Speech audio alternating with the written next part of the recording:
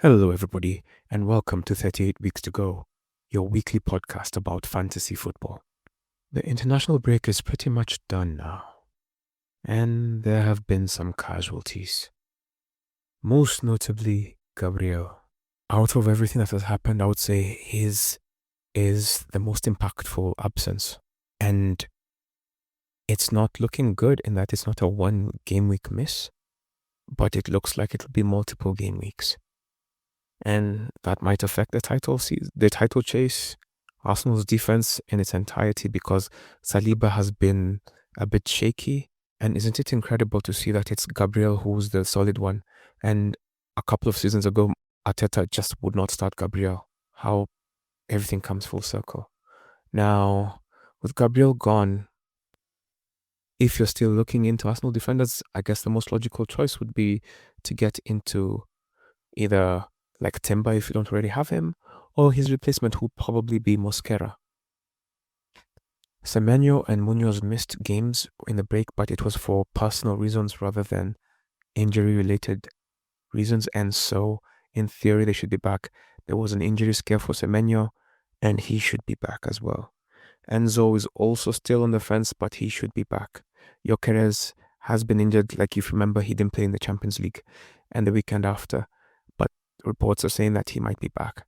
Now, the truth is, we won't know for sure until about Saturday. So if these people, the only person who's sure for now is, or at least the biggest one, is Gabriel. So it doesn't have to look for his replacement, just make sure that replacement will be available. In terms of international break performances, Doku had a good one. Diouf for West Ham had a good one. Estevao looks like he's the next Neymar. Wilson had a good one. A lot of these players, Haaland, of course, did well. And it is good to see players performing well and coming back unscathed. So let's look at the fixtures. So the game week kicks off with Chelsea taking on Burnley at Burnley's home turf Moor. Now, Chelsea have won 4 of the last 5 games in all competitions, while Burnley have lost 3 and won 2 of the last 5 in all competitions. So, of course, Chelsea are in better form. Head-to-head overwhelmingly favors Chelsea with 3 wins and 2 draws. When it comes to injuries, Roberts, Bayer, Broja, Amdouni are unavailable for Burnley. Lavia, Badiashile, Colwill, Palmer, and Esugo are unavailable for Chelsea. Neto has some flags on him, so it's still not clear whether he will be cleared by then, but it's still Thursday. 2 days can be a long time depending on the injury. And that's the thing about most of the injuries. 2 days, 3 days can change a lot depending on the type of injury and what has been done in between. It's been looking like Estevao. Okay, so it must be said, like I always say this after international break, the South American players and those who have been playing games away from Europe especially, jet lag and traveling might mean that they are not going to play or they will play a limited role. So think of this if you have Caicedo, because Caicedo didn't start that last game when he came from international break. Now, Garnacho, João Pedro fall into this category of being international players and you just don't know whether they will start. But given that it's Chelsea, I don't know. That makes it even more random because Maresca is on his own things. Given how he does his rotation, it's never clear. You'd think Estevao would be a starter by now, but he isn't. I guess he has his own way of figuring things out, and he's really keen to compete on all stages, and therefore his rotation is particularly intentional. Every Champions League game I look at the Chelsea squad, I'm like, are we trying to lose intentionally? What's going on? Anyway, so assuming fitness and availability, Garnacho, João Pedro, and Neto are the 3 best players I would recommend. I got off of Reece James because he's just a rotation liability, and I really got hurt when we did nothing collectively last game week. And I had Rhys James. Chelsea kept a clean sheet and he did not play. So I would say get Cucurella, but then that's also the same reason I got off of Cucurella. So there's nobody who is really fixed in on the Chelsea team. So just go in knowing that and make sure if you're getting a Chelsea player, you have a strong replacement on the bench.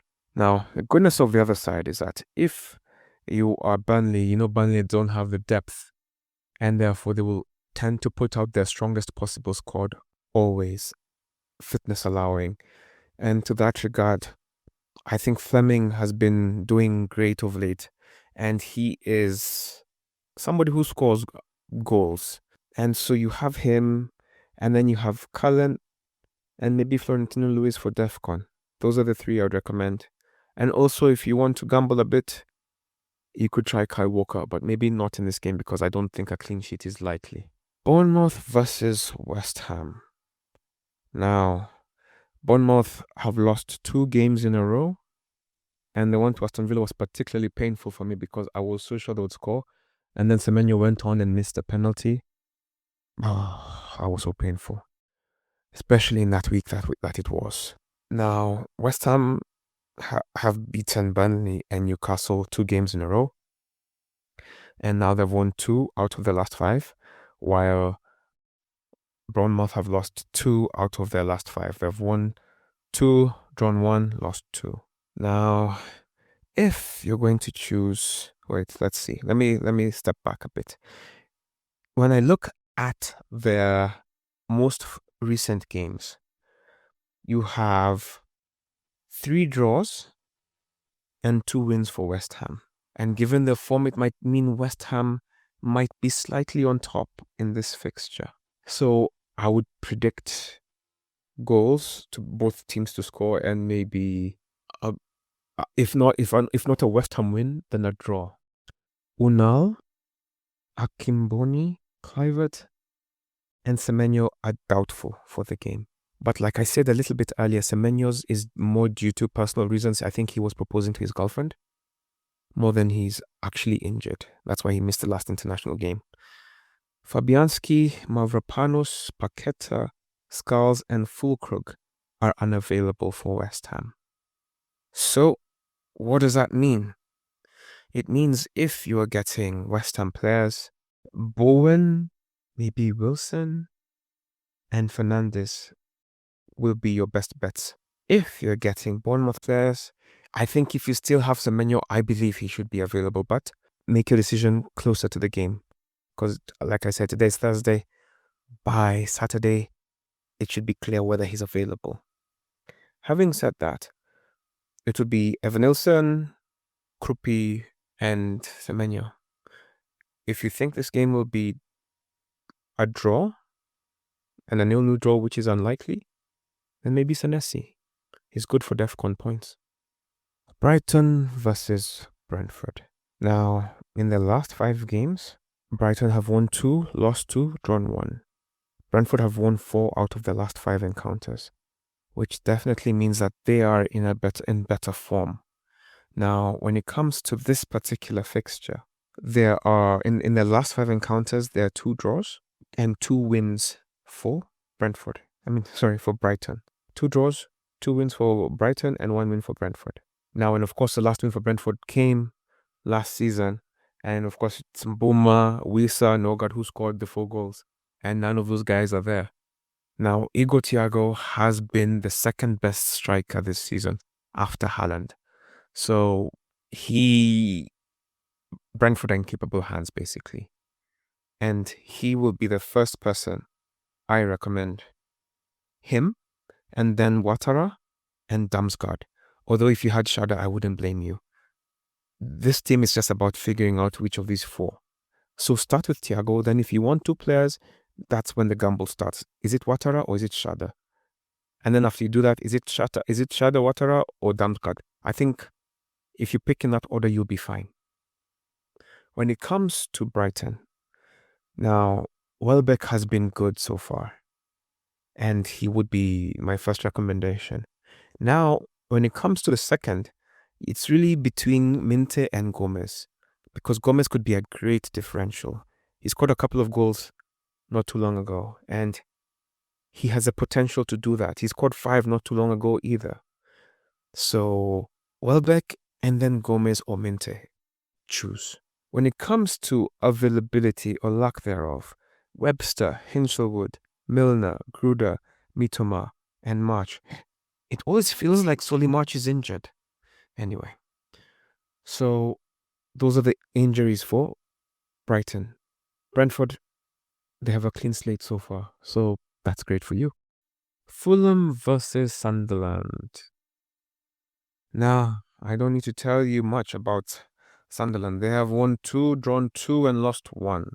Fulham have lost 3, won 1, drawn 1. So they're not in the best form right now. And I don't think this is the right game for them. I think Sunderland have the edge in this game. Now, when it comes to availability of players, Muniz, Robinson, and Lukic are unavailable for Fulham. Alessi, Alderete, Sekin, Yelda, Diarra, and Munle are unavailable for Sunderland. If you're choosing Sunderland players, if you're not choosing a defender, and that defender being either Roofs or Ballard or Mukiele, those are the 3 best defenders if you ask me. You have to choose Isidore or Saka. Something will happen around those 2 players moving forward. And maybe you could gamble with one of the wingers. If you're choosing players from Fulham, Harry Wilson just had a great game week, so why not? Then you have Raul Jimenez and Iwobi. Those are the 3. I'm still in love with Kevin and his play. For me, he just passes the eye test.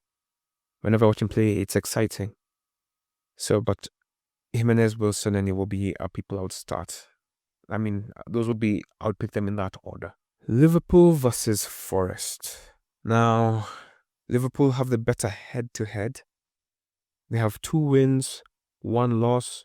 No, 3 wins, 1 loss, 1 draw. And when it comes to their recent form, Forest are actually better. They have won 2, drawn 2, lost 1. Liverpool have lost 3, won 2. But the victories have been against Real Madrid and Aston Villa, so they can join Arsenal in the Real Madrid trophy.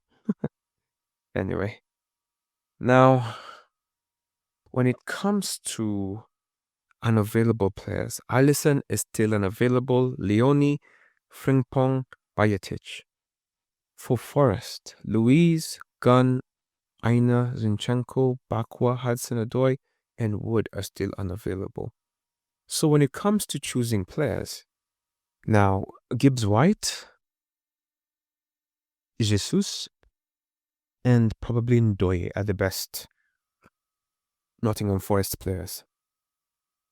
Sean Dyche, I think this is the best team he's ever managed, but he's also not with everybody he would love to have of the people he has in his squad. So maybe it's not in final form yet, but they are looking like a team in transition, and they're looking like a team that is positive. Liverpool, they just got embarrassed by Manchester City and it didn't look great. And the thing that was really hurting about that was Gakpo. It seems like the manager has lost faith in Gakpo. Isak being unavailable might have helped Ekitike, but it has really ruined the team's balance. So it's hard to recommend a player because Verts isn't there yet. And then they can't keep a clean sheet, although this one looks like a good contender for a clean sheet. But Bradley was just destroyed by Doku. Anyway, so if you're looking to get Liverpool players, I struggle to say this, but Salah. Salah is still their best option right now, given the players available. Soboslai and Ekitike. And then Gakpo may not start, and now that becomes a problem because if he's not going to start, like now imagine me, I had Gakpo, I had Reece James, and both of them are not starting in such a horrible game week. I'm not repeating that mistake, so he's gone. Reece James has gone as well. So it's just a matter of how much can you stomach and what do you have on your bench. Now, moving on, Wolves versus Crystal Palace. Now, Wolves have a new manager in Edwards, and now it's yet to see whether there'll be a new manager bounce. And that's the most scary part about this fixture. Wolves might be more threatening than they have been previously. and might pose a bit of a challenge for Crystal Palace. Their recent head-to-head favors Crystal Palace. Crystal Palace have won 4 out of their last 5 encounters, and they've drawn the other. So they are heavy favorites for this encounter. When it comes to availability, Doherty and Gomez are out, while Gay, Riyad, Poha, Doucouré, and Nketiah are all doubtful for this fixture. Now, if I was to recommend Crystal Palace players, I would go Mateta, Sarr, Munoz, and if you have little money, maybe Canvot or Canvo. I don't know where he's from. Is he French? Yeah, he's French. So Canvo. So Mateta, Sarr, Munoz. That would be ideal. If not, you can choose a defender that you like. It could be Mitchell for some. It could be Lacroix for others. But Mateta, Sarr should be your first 2 choices. If you're getting Wolves players that I do not recommend yet, Strand Larsen, Huang, and Bueno are the 3 players I recommend from Wolves. Now, moving on to what is one of the marquee games. It is Newcastle versus Manchester City. And Newcastle are at home, which means that they have the potential to cause trouble. Now, when I look at their recent head-to-head, Manchester City have won 3 out of their last 5 encounters they have played. Newcastle have won 1 and drawn 1. It still skews in favor of Manchester City. When it comes to injuries, Dan Burn is suspended, thanks to that red card he got the other day. Ashby, Livramento, Gordon, Osula, Wisa are still unavailable. Rodri and Kovacic are unavailable for Manchester City. Now, Haaland is number 1 Manchester City player. And if at this point you don't have Haaland in your team, I honestly don't know if you're trying to compete or if you're just playing for giggles. So Haaland, and then after that, now depending on this rotation, Doku has been great in the midweek fixtures. He was immense against Liverpool, so I think he would be rewarded. And as you know, Golden Boy Foden, who had set up a tap-in for Eze, he would probably start, and Shirky might start, if not Savinho. Now you see, those are the things. So I will go Haaland. I think Doku will start, and I think Foden, and those 3 in that order would be fine. If you're getting Newcastle players, I think Voltemada, Murphy, and Bruno Guimaraes would be your best bets. Now, when you move on to the next day, you have Leeds United against Aston Villa. Leeds United are almost in freefall while Aston Villa seem to be turning their season around. Aston Villa have won 3 of their last 5 games, while Leeds have lost 4 of their last 5 games. So they are trending in opposite directions. When it comes to availability of players, Bornau and Nonto are unavailable for Leeds. Onana, Konsa, Cash, Garcia, Mings are unavailable for Aston Villa. Now, head-to-head is a weird thing to measure because Leeds were relegated, so I'm going to skip over that. But when it comes to looking at their players and saying who to recommend, if you're looking at Leeds, Okafor, Aronson, and Mecha are the best. If you're looking at Aston Villa, Buendia, Buendia, Rogers and Watkins, although I don't really believe in the other 2, but Buendia I do believe in. But let's see, maybe these guys will be refreshed after the break. So Buendia, Watkins, and Rogers. Actually, Buendia, then Rogers, then Watkins, in that order if you're to choose 1 out of the 3. And if it's a defender you want, I would say Digne, because he tends to have those crosses and set piece capability. Now, the big marquee game of the weekend after the Man City one is the North London derby, Arsenal versus Tottenham. Now, as you can imagine, these games have been quite interesting of late. So, when you look at the squads, at the most recent 5 games, Arsenal have won 1, 2, 3, 4 out of the last 5 encounters with them in the Premier League, and they've drawn the other. So they have a favorable result. You know what I mean? They are the better team. They are the better team. Now, when it comes to availability of players, Gabriel Jesus. Haha, Gabriel Jesus. That's what I did there. Anyway, Gabriel Jesus, Martinelli, Havertz, Odegaard, Madueke, Calafiori are all possibly unavailable. Gray, Davis, Kulusevski, Solanke, Madison, Takai, Bagva, Kudus, Dragusin, Moani, Bisoma are unavailable. Goodness for Tottenham. Now, of course, like I said earlier, anything could happen between now and then. Now and Sunday, so it's for 4 days. People can recover. Now, when it comes to players, now Gabriel's out. I would say maybe if you believe in the Arsenal defense still, you can jump onto Timber and maybe Raya if you want to go to double up. But if not, you can go. Gyökeres should be back, so maybe Saka, Rice, Gyökeres, or Saka, Rice, and the defender. On the Spurs end of things, now they are an interesting bunch because you never really know who's gonna play, and they keep doing this rotation that doesn't make sense. But I would say Tell, Richarlison. Let's see. So Richarlison, Tell, and maybe Brennan Johnson. Those are the three I would recommend. Maybe Tell first if he starts. See, if he starts, that's so frustrating. Spurs. Thomas Frank hasn't figured out his team yet. And like you, I would love to recommend Xavi Simons, but he is just not yet arrived in English football. Brendan Johnson could be a good one. This might be the kind of game where you find Van der Ven runs the whole pitch and scores. Or maybe Palinha has one of those long shots that he has. It's hard to pick out a Spurs player. But also, I wouldn't also recommend you to go into this game with Spurs players. Yeah. Last game of the game week, we'll see Manchester United take on Everton on Monday. Now, both teams are looking better. Man United have not lost in 5. They have had 2 draws in the last 2 games, and they've won the previous 3. Everton have lost 2, won 2, and drawn 1. So they're also in decent form. I think Manchester United are the better team and will be at home, but Mr. Moyes might have something up his sleeve.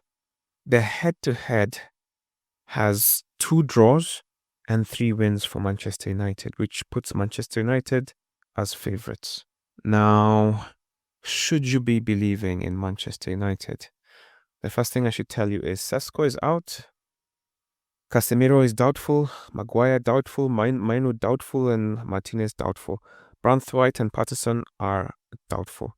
So, Eze, Bomo, Fernandes, and Ahmad are my favourites for United. For Everton, Ndiaye, Grealish, and one of those DEFCON beasts like Tarkowski.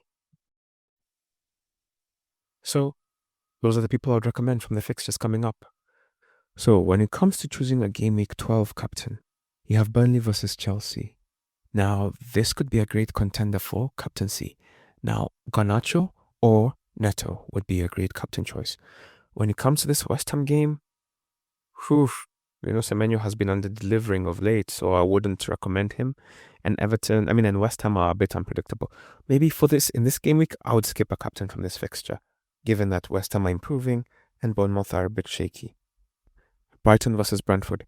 If you chose Welbeck, if you chose Hugo Thiago, I wouldn't blame you. Fulham versus Sunderland. Now, the only problem in this game is choosing a captain. So because it isn't clear, like let's say Thiago or Welbeck I just mentioned previously, I would skip choosing a captain from this encounter. Liverpool versus Forest. People tend to fall on Salah. He has history behind him, not recent form or recent capacity or playing style. So if you want to go with history, Salah is not a bad idea. You could also try Morgan Gibbs-White on the other end.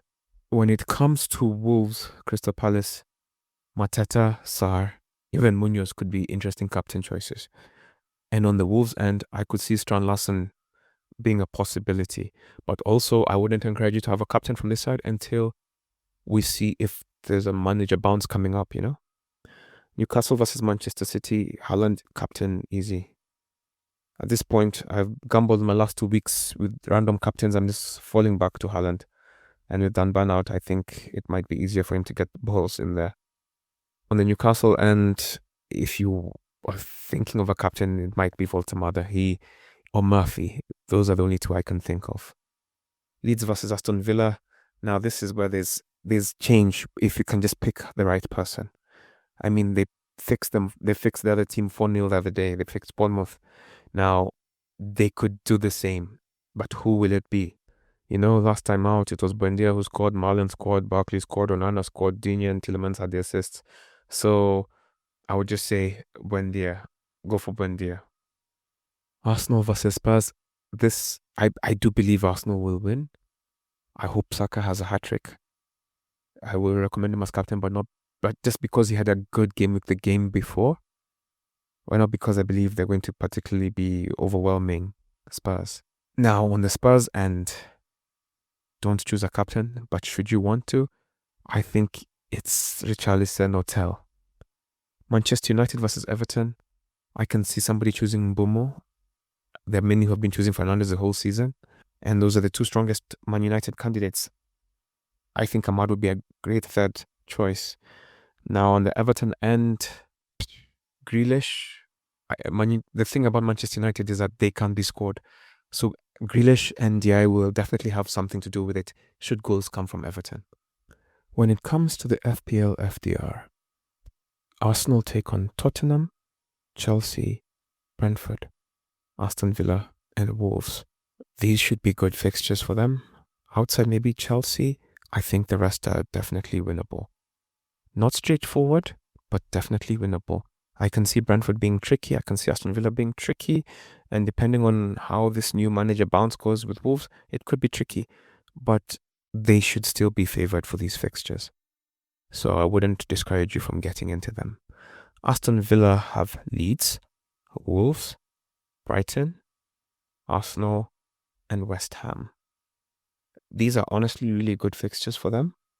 Outside maybe Brighton and Arsenal, I think if you can figure out who you want from Aston Villa, meaning Buendia, it could be a good run of games for them. Bournemouth have West Ham, Sunderland, Everton, Chelsea, and Man United. 3 out of those 5 games are very winnable for them. But they've lost 2 in a row. This is an opportunity for them to come back on course. Brentford have Brighton, Burnley, Arsenal, Tottenham, and Leeds. This is the right time to have Igor Thiago. 3 out of those 5 games he can definitely score. Brighton have Brentford, Forest, Villa, West Ham, Liverpool. Honestly, outside Liverpool, these are definitely winnable games, and it wouldn't be a bad idea to have more than one Brighton player. Burnley have Chelsea, Brentford, Crystal Palace, Newcastle, and Fulham. Burnley are not in great shape right now, and I can't see them taking advantage of this next 5 fixtures, so I wouldn't encourage you to get into them. Chelsea have Burnley, Arsenal, Leeds, Bournemouth, Everton, and Newcastle. It's a mixed bag of fixtures. They could win 4 out of the 5 or 3 out of the 5. It's still a good time to have them, but this is the time. If you have 3, maybe you get off a defender. Because after the Burnley game, Arsenal might be tough, then Leeds will be fine, then Bournemouth could be tricky, Everton could be tricky, Newcastle could be tricky. Crystal Palace have Wolves, Man United, Burnley, Fulham, and Manchester City. Honestly, even including the Manchester City game, I think Crystal Palace can beat all of these people. They're just a good team. Everton have Man United, Newcastle, Bournemouth, Forest, and Chelsea. The problem with Everton is that you never know what you're going to get except maybe a compact defense. And these games look like games that will be difficult to keep a clean sheet in. So it makes it hard to recommend Everton players outside attacking ones. So maybe if you think they'll get changed from Man United, just get your Ndiaye or your Grealish. Fulham have Sunderland, Tottenham, City, Palace, and Burnley. Fulham are a mixed bag right now and a bit unpredictable. I don't think they've started the season as well as they could have. And for that, they're a bit shaky for me. And I wouldn't recommend going into them until after the Crystal Palace game. Leeds have Aston Villa, Manchester City, Chelsea, Liverpool, Brentford. Now, Leeds are my relegation favourites right now. And I think these are very difficult games for them. I mean, Aston Villa, then Manchester City, then Chelsea, then Liverpool. By the time they reach Brentford, they'll be firmly at the bottom of the table. Sorry, Tommy. Now, Liverpool have Forest, West Ham, Sunderland, Leeds, and Brighton. Now, Liverpool, I don't know. It maybe this Diogo Jota thing, and then I don't mean to diminish it by calling the thing, but his death, his passing, it may have impacted them more than we thought. That, on top of changing the squad and the transition, Liverpool are just not solid right now. And even if they have Forest, West Ham, Sunderland, Leeds, and Brighton, easy fixtures on paper, they might not be as straightforward as they appear to be. So, and then you never know who's going to perform. They're not consistent right now. Manchester City, on the other hand, have Newcastle, Leeds, Fulham, Sunderland, and Crystal Palace. Goodness, it might be time to get 3 Manchester City players. Just getting Donnarumma and get a gamble on your defender and Haaland, and you're fine. Man United have Everton, Crystal Palace, West Ham, Wolves, and Bournemouth. All winnable games. I could see them losing 1 or 2 in this, but I wouldn't be surprised if they went on a 5-game winning run. Newcastle have Manchester City, Everton, Tottenham, Burnley, and Sunderland. Now, the only advantage for Newcastle in this is that they have 3 home games. The only problems are one of them is against Newcastle. It's against Man City. Otherwise, after that, I think they should be okay. But honestly, one of my hot takes this season is that I think they should fire Eddie Howe. Why? Because he's like Mancini at Manchester City. He's good for domestic stuff, but bad for international competition. And Manchester City, and then Newcastle are doing well in the global thing, in the European competition, and now they're beginning to struggle in England. He just doesn't seem to be able to manage both fronts. Nottingham Forest take on Liverpool, Brighton, Wolves, Everton, and Tottenham. I'm still unconvinced as to who Forest are. So these are not difficult fixtures, but they're enough fixtures for them to build momentum. So let's see which way it goes. Now, Spurs have Arsenal, Fulham, Newcastle, Brentford, and Forest. Honestly, they can win 3 out of that 5. And if they do, that will be a great return. Sunderland have Fulham, Bournemouth, Liverpool, Man City, and Newcastle. Honestly, they have no business winning more than 1 game out of the next 5. But anything more than 4 losses is a win for me, for Sunderland. If they don't lose 4 out of the 5, they've done well. West Ham have Bournemouth, Liverpool, Man United, Brighton, and Aston Villa. Goodness, it's a good thing they're picking up form. Their fixtures are becoming increasingly difficult, so this is the right time to be better. I don't think they've escaped that relegation talk yet, but they're on their way there. But these are the kind of fixtures that can derail them. Wolves have Crystal Palace, Aston Villa, Nottingham Forest, Man United, and Arsenal. Not the best fixtures, but not the worst either. And at least all of these fixtures build to Arsenal being the 5th game. And depending on what happens, honestly, these games are difficult. Crystal Palace are not easy. Aston Villa not easy. Man United are not easy. Forest is the only, in quotes, easy game. But these are difficult fixtures for them, especially being at the bottom of the table. But let's see how they handle it. And with that, remember the game week will kick off on Saturday. I hope you've had a great break. See you on the pitch, and let's talk next week. Bye.